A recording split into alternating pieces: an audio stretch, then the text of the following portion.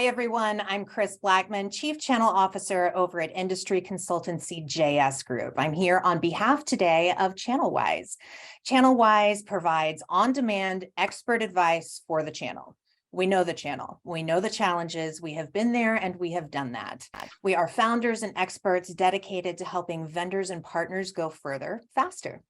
Today, I am joined by Dany Bouchedid, one of my favorites. Dany is the founder and CEO of COLOTRAQ, a full-service broker of data center infrastructure services, including colocation, cloud services, other network-related services. Today, COLOTRAQ holds direct service agreements with more than 400 service providers worldwide. Dany also holds an MBA in Finance and International Business from New York University's Stern School of Business, and we are so excited to pick his brain today. Welcome, Dany. I'm glad to be here. Thanks, Kris. And you're also one of my favorites in the industry. Oh, you're sweet. So before we get started, I wanted to give you a chance to tell us a little bit about COLOTRAQ, because when I first met you 6-7 years ago, right? You were already making waves with your business and with your model. I mean, you'd been around for a long time, but people were really starting to know who you are. And since then, it's just really exploded. So I was hoping you could tell me a little bit about how you got here, and then maybe a little sneak peek as to where you're headed. Sure, absolutely. So, I mean, we could rewind back to the founding days in 1999, 23 years ago. Wow, when I say that out loud, I realize how long I've been in the channel. But we've had several iterations actually to finally get to where we are. We started off as a design and build firm, very brick and mortar. We were actually doing deployment for data centers and converting back then the old school NOCs into data centers for the telcos. And we got in just before the .com bubble burst, got some good projects under our belt. So it was a very technical group to begin with, and we weren't really a sales group, if you will, more like project management, program management. And then after the .com bubble burst, we found ourselves sitting on this database internally that we had built for ourselves that aggregated all kinds of technical specs about every data center out there in the world. We were using it internally for our own site acquisition, facility procurement, the projects that we were being hired for. And so I got the idea, hey, what if we made this into almost like a multiple listing service of data centers, a B2B marketplace? And that was the hot thing at the time. This is right after the .com bubble burst. So that was the first iteration of COLOTRAQ. And, that was wildly successful. We were, doing a lot of business, bringing together buyers and sellers of, at the time, colocation. And then fast forward, the industry evolved, and then you had managed hosting, and then you had public cloud and private cloud come in. And so we evolved with it. We started signing up more and more vendors, still laser focused on the data center infrastructure of an enterprise, of a business. But as that evolved, these companies are either co-locating, they're either going full-blown public cloud or some sort of hybrid cloud deployment. We knew we needed to have the right partners in place. So that's why we kept signing up strategic partnerships with vendors that could fulfill all of that.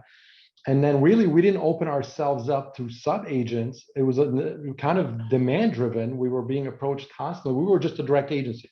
Up until 2009, we were just a direct agency. We were dealing with clients directly. And then in 2009, at one of the Vegas shows, we just kept getting approached constantly. Hey, you should become a master at the time. That was the term. And because we have projects and we want to tap into your 400 agreements, we want to tap into your expertise. So we opened our doors at that point, and evolved even more and developed an indirect channel of our own and had channel partners. The thing is with us though, I mean, we've always, and we still remain totally specialized and laser focused. We never did the whole generalist thing. Oh, there's a recurring revenue model on energy, we now sell energy. Oh, there's a recurring revenue now on phones, you guys, no. We were laser focused, we still are laser focused, and that's the types of partners that we attract. So we don't have 6,000 agents. We have a couple of hundred, but these are laser focused partners that know data center deployment, and they're in bed with some major enterprises doing data center deployment. And so we're able to kind of lend our expertise during the whole life cycle of the sales cycle, and help them through, and then help them, of course, going forward in implementation. So it, that's been the key. The other big thing that's different about us, if you will, is we never played the MDF game. Right. So, and we're going to get into why I bring that up, because it's relevant to what we're going to talk about later. That's why when the lockdown happened in 2020, MDF was not a critical part of our income source like it is for a lot of the big TSBs. And then when that dried up in 2020, we didn't have to panic, because we completely grew organically. We grew from our own EBITDA, and we didn't rely on huge multi-million-dollar MDF commitments from our vendors to keep us going. So, and as you know, during the lockdown, that ended for that year anyway, and and a good portion of 21 as well. And I'll get into the relevance of why I bring that up when we get into the M&A discussions. But anyway, so that was, that's kind of, how we are now, where we are, and, still around and not taking PE money, and, completely organic. I'm proud of it. And I'll get into why we're proud of it. Well, good. So you have been around in the channel since 2009. So you have seen a lot of 1999. Oh, I thought you said you didn't start going indirect until 2000. Oh, into the channel. You're right. We didn't become a master, but we still went to the Vegas shows. We were still, as a channel partner, we were a channel partner, but we weren't a TSB. So you have seen a lot of different iterations of the channel over the years. And so what we wanted to pick your brain about today is something that's relatively recent in the channel compared to a lot of other industries, M&A, right? Market consolidation. So we only started really seeing this pick up steam in the last, I will put it on the far end decade, right? 7 years or so. So I'm curious when you first started to see it really pick up steam and how it first manifested from your point of view. Yeah, I mean, to go that far back, really, it would just be the Intellisys ScanSource transaction. And then, it was kind of a one-off. So I wouldn't say this was at the time a trend, because it wasn't followed by a flurry of activity. So I think that was, was specific strategic acquisition for ScanSource. And we can get into more details if we have time. But in terms of the flurry that you're talking about and the acceleration of that really happened in the channel, not vendors. So vendors have always thought about consolidating. They've always done it in any vertical. That's just ongoing, to try and combine customer bases, see if there's any synergies to cross-sell your products and service suite to this other vendor's product suite, and hope that 2 + 2 = 5 or more. So we've always seen a relatively consistent amount of M&A in the vendor world. Not very few of it were successful in terms of integration, and we'll get into that in later questions. But in terms of the channel, in terms of the flurry we're seeing in terms of base roll-ups by channel partners into TSBs taking on PE money, all of that clearly, if you look at the timing, that is in lock and step with the lockdown. And there's a reason for that, and I kind of touched upon it earlier. So when the lockdown happened, not only did all the MDF funds dry up for that year, which created a crisis. And again, we don't know that. I happen to have a lot of inside information that I'm going to try and be careful and not share anything that would, but I know for a fact, a lot of it dried up for them, and it's a key part of their income. It's part of their actual operations. It's not a nice have for them. It's a must have. They've built companies around it, payroll around it, office rent around it. I mean, you name it. And when that dried up, and then sales kind of came to a screeching halt for a bit, you had two decisions as a TSB. You either do a major layoff and, or to survive, or you take on PE money. And you can't really do a major layoff in this space as a TSB, because the minute you show weakness as a TSB, you worry that your agent base will go to your competitor. Blood in the water. They're worried about their commissions, which is always there. Agents are always worried about their commissions. It's their livelihood. It's their paycheck. And so you got to manage that. And so I feel like they only had one choice at that point, and that's why you saw them all one by one take on PE money to be able to float, the operating costs until MDFs came back to normal, and until sales came back to normal. And I don't think sales have come back to normal. So that's why you need to keep consolidating. You need to buying more and more customer bases and more MRR to build up that top line. No, yeah, I totally agree with you. And you're right. We have seen it a lot with vendors, and then it trickled down into TSBs and distribution. I mean, we just saw the huge deal go through with Tech Data and Synex. And now we're starting to see it pick up more and more on the actual partner side, which I think is really interesting. What should partners be considering before they go out and acquire another shop? What stage in their business evolution do they need to be in? What metrics should they be watching? What should they be thinking about? Well, with any industry and any type of vertical, no one should acquire another company unless they can see that they're going to be able to get the ROI out of that acquisition, out of that new entity, to be able to pay off the investors with the internal rate of return that they require. Because no one seems to be doing it with their own cash. This is vicious. If you're doing it with your own free cash flow, what we call it in finance, free cash flow. So you have a free cash flow problem. You've got all kinds of retained earnings. Great. And you don't want to take it out as dividends as owners, and you want to reinvest. One way you could do it is through capital expenditures or capital acquisitions. And you acquire a company where you think that adding that company is going to give you a profit margin lift. Just adding scale for the sake of adding scale is all I've been seeing right now, because no one seems to be focusing on the fundamental fact that how are you going to get that profit margin lift? How are you going to get that profit margin lift? This is the key to paying off investors with the return.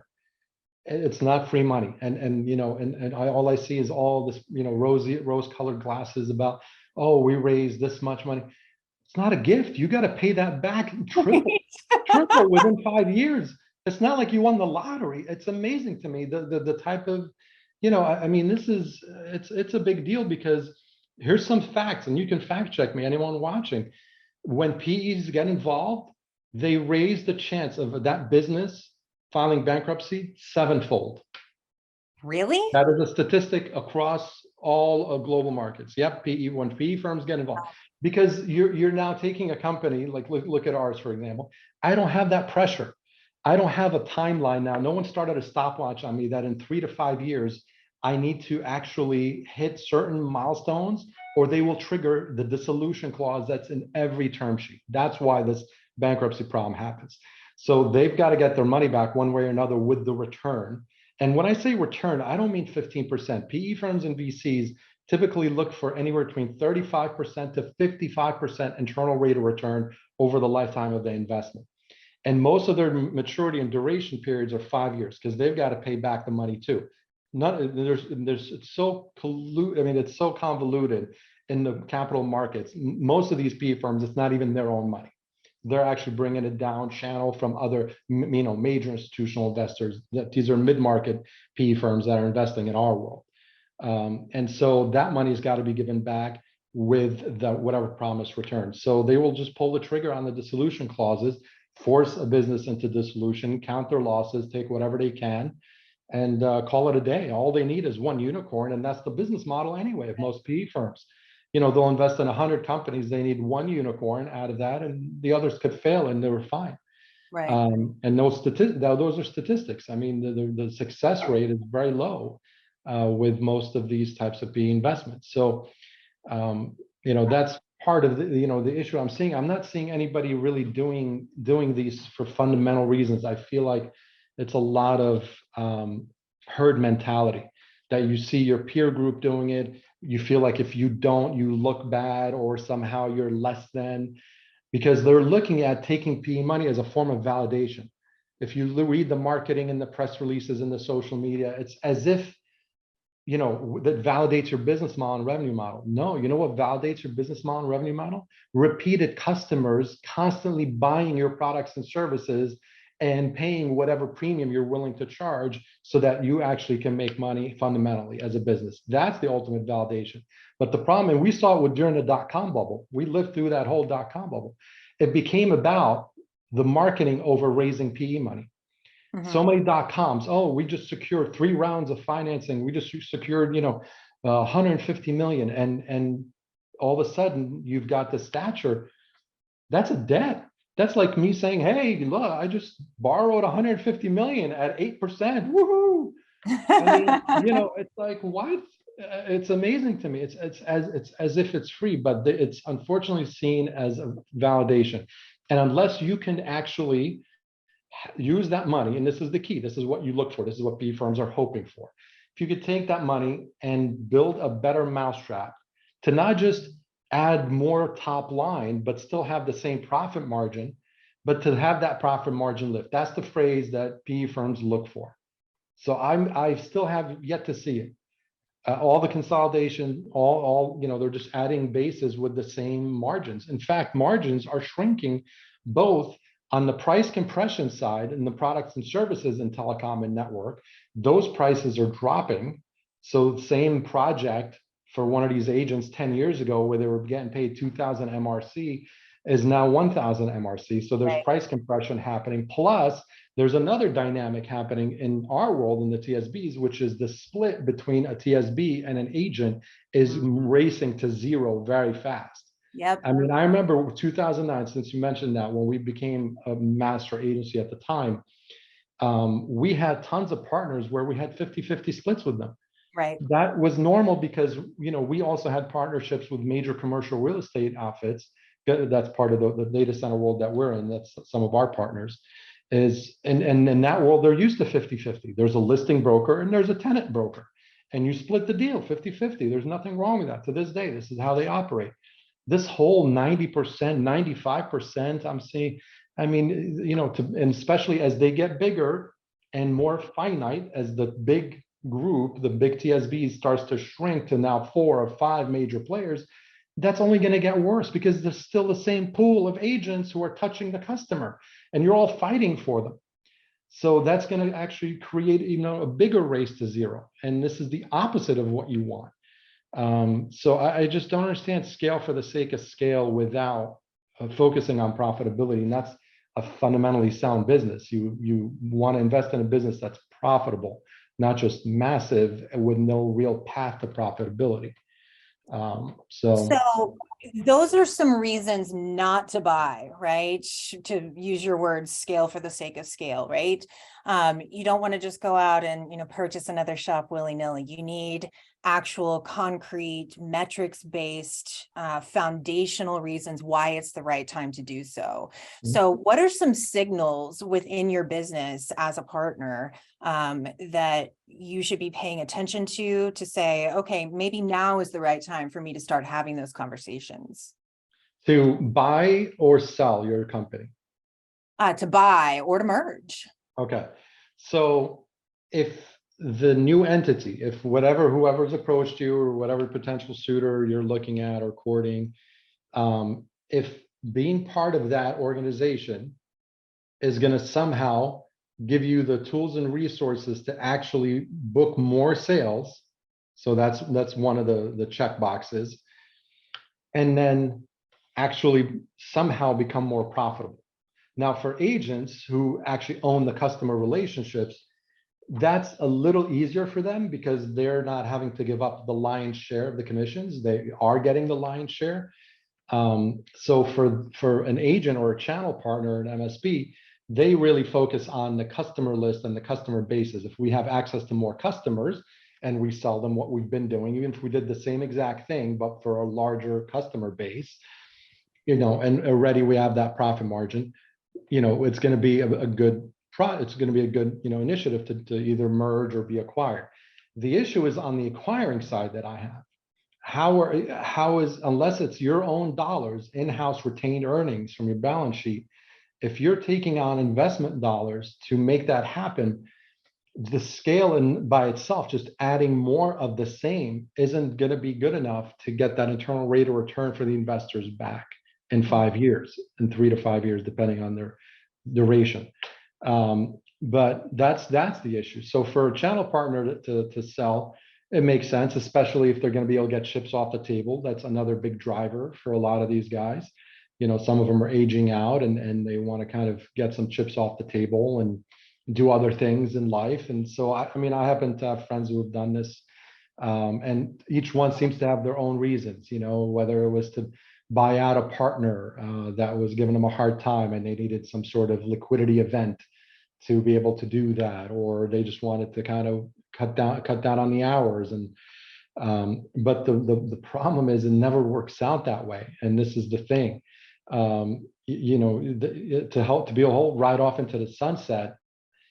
Most of these deals, you're only getting a small fraction of your valuation of your purchase price up front on the date of close wired to you, and the rest is based on earnouts, and the rest is based on certain milestones in terms of the revenue base and maintaining it. I know personally friends that have done this, sold, and then had to come back out of retirement, very depressing, because then it was sliding down. The revenue base was dropping off. They realized they weren't going to see the rest of their money, and they had to come back and actually sell again, just when they thought they were, sitting on the beach for good. So, sorry, go ahead. No, it's not. So it occurs to me as you're talking, we're seeing PE money come in. A lot of that PE money doesn't really understand the traditional channel, which can be both good and bad, right? Because they bring a fresh viewpoint. And we're seeing in this larger partner ecosystem, a lot of these different types of partners. You mentioned agents and MSPs in the same breath. Now that they are either partnering or they're buying each other. We're seeing, ISVs buying MSPs, MSPs and MSSPs buying service providers, buying agents. And so I'm curious how much you're seeing that and what you think it has to say about the future of the channel and the future of consolidation amongst partners. Yeah, it's not unusual to see verticals and industries where you see flurries like that, because the one thing the PE community is notorious for is FOMO. They literally move like a herd, both in and out of positions in a particular vertical. And this is why I'm going to mention why that's important. So as soon as one of their peer group takes a position in a vertical they never heard of before, I mean, really, when have we seen PE money in the agent base or in the TSBs? Tons in the vendors, but that's a whole different business model, different revenue model. But as soon as that happens, they start flaring. I know, because I'm getting bombarded with calls just like every other agency, just like every other TSB. And they're literally pushing me to do it and telling me why it's good. They just want to take a position in every type of company in that space because some other PE already took a position and announced it. And whether or not they even understand the space, and from my experience, having spoken hours and hours and hours with these people, they know money, they know finance, because I could speak with them, and they definitely know balance sheets, financials, all that. They don't really understand the channel at all, and so that scares me. And when you have, because they're in charge, they're in control, whether you realize it or not. And even if you didn't sell a majority stake in your company, they still have that dissolution clause over you. Even as a minority investor, they can actually still trigger that. They make sure of that. No one's cutting you checks for millions without that clause. It just, you cannot negotiate that clause out of any term sheet. And so, I think it's being driven by that herd mentality. They're actually calling. I mean, I get literally bombarded with these solicitations. So I can imagine MSPs are getting them. They're all getting them, and they're throwing money at us. Oh, but you got to have the discipline to say no unless you can actually pay it back in full, plus the return, which is about threefold in 5 years. So if I raise 50 million now, I need to pay back 150 million in 5 years. And if I don't think I can do that, you have to say no. So you won't have a big press release. Oh, Dany Bouchedid, COLOTRAQ raised 150. I'm getting these offers because I don't want to be bankrupt in 5 years either. So if I don't think the return is there, if I don't think we're going to see that kind of profit margin lift, not just scaling up, not just going out and then buying up all of our agents, I've thought of that, but then you look at what they're doing. And again, how am I getting the lift in the profit margin, the EBITDA?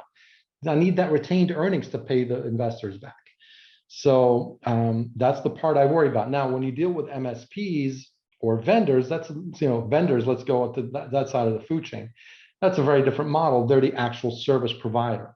So if you think about commissions, for example, for every dollar of MRC that's booked with a vendor, they're keeping at least about 85 cents on the dollar, where the TSB is getting 15 cents on the dollar. Plus, out of that 15 cents on the dollar, the TSB's got to pay out anywhere between 10 and 13% of that 15%.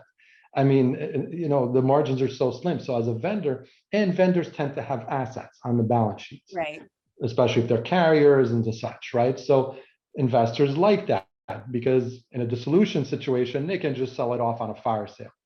But with TSBs and agencies and any of us that don't really have tangible assets or property, plant, and equipment, PP&E on our balance sheet, our only assets are our receivables and the commissions.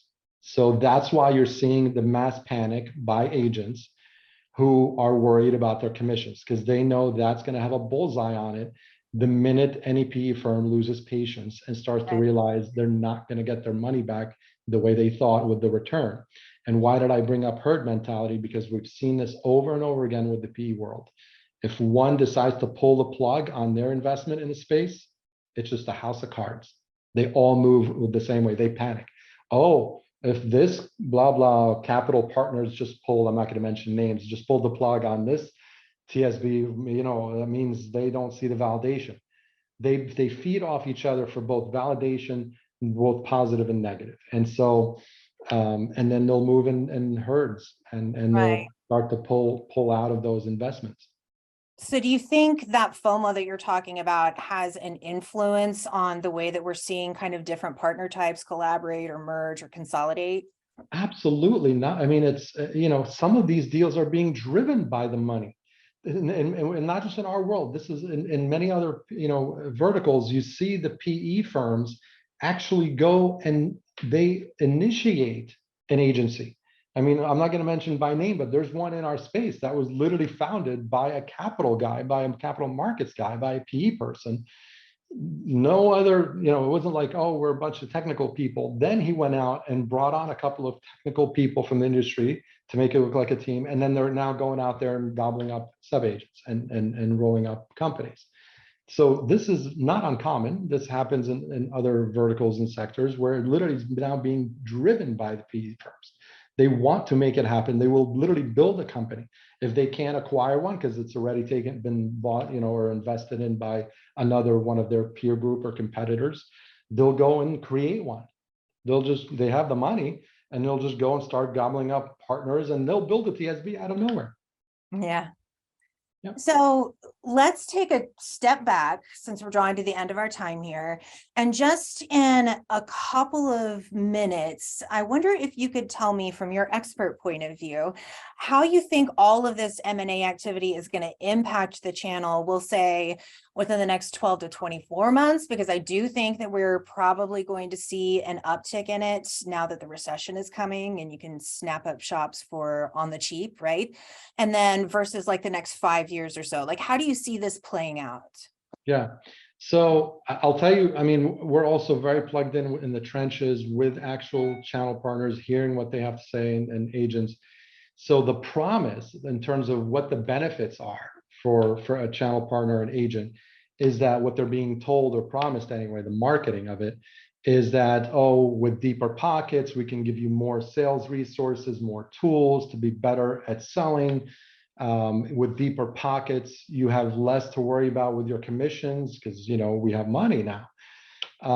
But the actual execution has been the exact opposite. All I'm hearing is that commissions is a mess, which is not unusual when you have integration of legacy systems and commission systems and billing systems from multiple entities.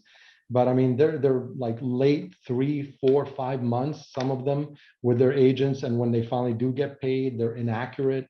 They're panicking. And the one thing you don't hear about, because no one's doing a press release about it, is kind of the mass exodus that's happening quietly of agents, because they don't go and tell their TSB that they've been working with for 10 years, oh, by the way, since now you got PE money, I'm going to stop registering new leads with you. They just do it. They just start going and finding other, ways to get to that vendor to get a quote, whether it's going to the vendors directly. We're hearing from vendor channel managers that they're seeing an uptick in that. Tons of agents kind of going behind the scenes and saying, we don't want to run our deals anymore with this TSB. I know we've been working with them for 15 years, but we are not confident now that they have PE money. So they're trying to find other ways to register deals. So that's kind of how it's changed some of that behavior. I mean, there's one TSB out there that's not PE funded that boasts that they've signed up 900 new agents in the last 2 years that were previously agents of the now PE funded TSB. Claims 900. Wow. So that's a stat that I saw on one of these webinars by that company. And then again, what we hear from vendors, that tons of agents are now going to them, sign me up directly. I don't want to run my business through a TSB. That's PE funded. So there's tons of that going on. So, I mean, look, the key with channel partners is so not to create pandemonium and panic. Just if you own the customer and if you own the customer relationship, you're going to be good in the sense that you will be able to renew them somewhere else. Now, I can't say that their existing commission base is not at risk.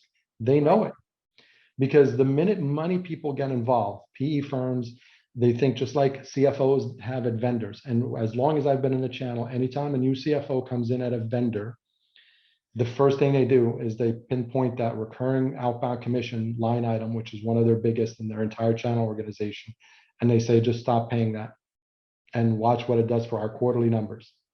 They're very short-term driven. And then whoever threatens to sue, but how many agents, when you think of independent agents, have the resources to tackle either a big vendor or now a big behemoth TSB with a PE firm backing it? So, and it unfortunately works. That's why this keeps happening. And other verticals, I'm not picking on the channel. This is unfortunately what CFO and PE finance type minds do.